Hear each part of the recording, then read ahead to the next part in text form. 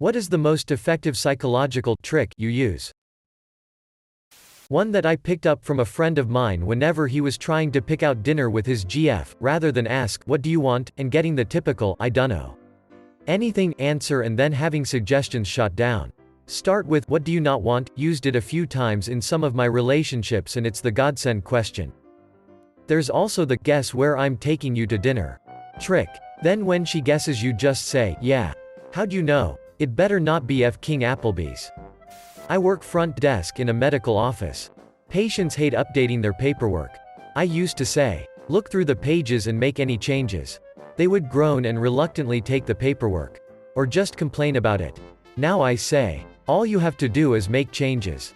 Saying it that way makes them think it's not much to do and they take the clipboard without complaint. It's the little things that make life at my office easier. When you're talking to someone, they will naturally fill silence. It's subconscious. If you want them to keep talking, keep your own mouth shut. This is useful if you're ever in a verbal altercation. Think of my future self. How will my future self feel in an hour or two if I skip my gym session? Will my future self be happy if I do this pile of dishes now? Before bed? Or would he prefer to have to do it in the morning? Before work? I have a 3-month deadline on this project. Will my future self appreciate my current self taking the first 3 or 4 weeks easy?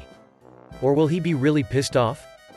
Essentially delayed gratification. Pretty much all the bad stuff gives us instant gratification, while all the good stuff has delayed gratification. I always try to remember that, if I have to wait to reap the rewards then it's probably the best option. My past self likes to put chapsticks where she thinks I'll need them, by the bedside. In a sweater pocket. In the car console. In my work bag, and I find her completely adorable. I used this technique at university where I couldn't stand the thought of having to answer questions in front of a group of people. So if you find yourself in a group situation where someone, a leader, tutor, manager etc., is asking questions that must be answered and you want to avoid being picked so that you don't have to talk, then here is my tip. If the person locks eyes on you as they ask the question, then just as they are about to get to the end of their question you break eye contact and look towards another person in the room and hold it. Their attention is diverted to that other person just as the question ends and the person they are now looking at feels compelled to answer. If however the person starts asking the question while looking at someone else, then look at that other person and hold it so you can't get suckered. Use it sparingly because if you do it enough on the same person, they will be onto you. IDK if this is an actual thing or not. Or maybe just distractions. But when I do something annoying or bothersome to my husband and he goes quiet, I wait a few minutes and then I ask him a seemingly innocent question. Usually on the subject of how certain parts of a car works. Or something mechanical. This gets him talking about the car thing and he rambles for like 5 minutes and then bam. He's happy again and not quietly brooding. I'll never tell him I do that because I'm afraid it won't work anymore if he knows about it. It's foolproof though. It works every single time. No matter how bothered he is. A girl I like does this to me. I know exactly what she's doing and I fall for it every time. Set expectations low and blow people's minds with my mediocrity. Listening to someone without giving advice or pushing for more information typically nets me more information than being pushy for it.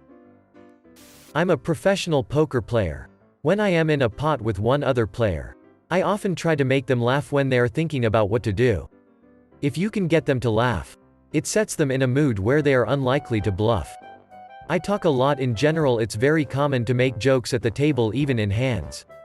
Greater than it sets them in a mood where they are unlikely to bluff. Hadn't considered this. Clever. Works well because they won't figure out what you're doing either. Music. Putting headphones in and playing the music that I know I'd want to hear if I was in the mood that I want to be in shifts me over to that mentally. And really helps when I need to calm down or when I need to feel happier. I feel like this is the audio version of dressing for what you want. I get into my gym clothes even when I feel sluggish, because it will put me in the mood to work out. Or I'll put on work clothes even when I'm working at home because I'll be more productive or more professional on the phone than if I were wearing pajamas. I do a similar thing. I wear AC Dom under my clothes and I'll be damned if I don't disappoint a lot of people. In an argument, find something to agree on, then push your main point. When you realize this, it's like a superpower. When someone is trying to throw excuses, or generally if they're getting a bit RC about something, often the best way to handle it is to stare back with mild interest and contribute nothing to their monologue. If you don't give them anything to work with, they'll talk themselves into a corner and lose confidence in what they're saying. I learned this trick from an old director who used to control pretty much any meeting room scenario by being the most silent and impassive person in the room. I fondly remember the time someone asked him a ridiculous question and he just stared at him for about 15 seconds. 15 seconds is a long time to be stared at in a room full of people. The guy wilted into his chair and nobody could work out if the director was angry or just quietly mulling it over. When you are standing in a group and somebody tells a joke or something funny happens, people tend to look towards the person they like the most while laughing. Great. Now I'm trying to remember the last time I stood in a group who was laughing and who they turned toward. Great. Now I'm trying to remember the last time I stood in a group. And here I am trying to remember the last time I laughed. I'm just trying to remember. Wait, what were we talking about again? My wife calls this the simplest, most manipulative thing I do. Whenever I bump into an acquaintance, meaning not friend, just a person I know, I of course say hi and the conversation goes like this. Me, hey, how are you? Name, you look good. Them, laugh, thank you. I'm good, how are you? Me, I'm great. I'm on the way to wherever I am going to at the time and I tell them why too. So what are you doing here? Them, go into same detail to tell me where they're going and why. Me, alright. Well, I won't keep you up any longer than I have. Have a good day. Name, it leaves people feeling good. Takes away the awkwardness of cutting a convo short and it makes them want to leave. In a bar, hey, I'm on the way to the bathroom to take a massive dump. The chili fries were brutal. What are you doing here? If someone says they have the hiccups, ask them to prove it. 9/10 times, their hiccups will disappear. Having to summon a hiccup in order to demonstrate will trick your diaphragm into just not hiccuping. I've been able to twist it around on myself with some success as well. But it takes practice. You realize you have hiccups. Then, try to hiccup. Actively try to make yourself do another one. It'll stop. My husband says, I will give you $50 if you hiccup 2 more times. It works amazingly well. He's never had to pay me. I work with a bunch of idiot lawyers and I use the phrase, you're correct, all the time, even if it's one teeny tiny thing they're correct about. It makes them feel smart and they instantly soften. It also keeps them listening because they're hoping more flattery will come down the pike. Evil cackle. I speak at conferences all over the world. And a lot of the speakers use this in their Q&A. If there's a particularly hard question to answer, they always start with, what a great question, etc., etc. Generally speaking, the asker is so pleased that their question got praised by the speaker in front of all those people that they are less critical of and pay less attention to the actual answer. Thanking someone for a trait you want from them. Instead of telling a customer you're sorry for their wait, tell them thank you for your patience or understanding. Works wonders. When sending late assignments, I would always write thank you for your patience at the end. I always add thank you for buying and sending me as many Bitcoin as you possibly can, plus my Bitcoin address to the end of every email. I have hundreds now. My youngest, 4, got into the why phase a little while back.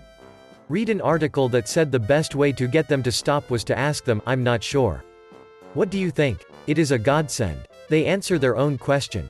You provide some feedback, sounds good to me. And they immediately move on. F King awesome. When I ask someone a question and their first response is, what?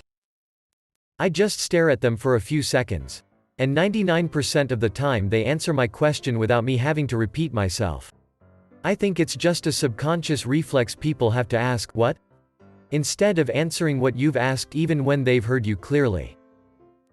Be direct and personal when you need things. Instead of asking if anyone has an EpiPen, ask WHO has an EpiPen. Instead of saying someone call 911, point to someone, say you in the blue jacket, what's your name? Tom. Okay Tom, go call 911 and come tell me when they are in the way. I did a first aid course recently and that's actually something they teach you. You can't leave a task up to a crowd. You have to single someone out for S to get done. Playing dumb gets you out of a lot. But not too dumb. It's called strategic incompetence. Don't say, "It's okay," when someone apologizes. Say something like, "Thank you for apologizing." If someone needs to apologize to you, then it was something that isn't okay. My mom teaches this to her kindergartners and it really does make a difference. Opens doors for growth and conversation too. Thank you for apologizing. I don't like it when you hit me. Or whatever. I recently read that saying, "You're right," instead of "I know," makes you look less like a hole and doesn't diminish something someone else may have just found out. I think it's pretty effective at not letting you look like a total A. My 3-year-old loves to ask me questions and then say, "That's right. Well done, mummy." And it always makes me feel pretty good. When someone gets something wrong, like a wrong answer or snack, my 4-year-old says, "Not quite. Try again," instead of "no" or anything else. It's so nice. I don't know where he picked it up, but it's seriously made me change how I respond in similar situations. I work as a creative director. I have a lot of great clients. Unfortunately, with a few SHY managers from their side. They usually go with the mantra of, "If it's not my idea, it's not a good idea." I end up sometimes telling them about something Google, Tesla, Amazon, Samsung, etc. is doing, and how we could try it. They jump at these ideas. The ideas are actually mine or my team's. Works like a charm. Instead of asking, "Do you have any questions?" I ask, "What questions do you have?" The first almost always results in silence. And the second lets people feel comfortable to ask questions.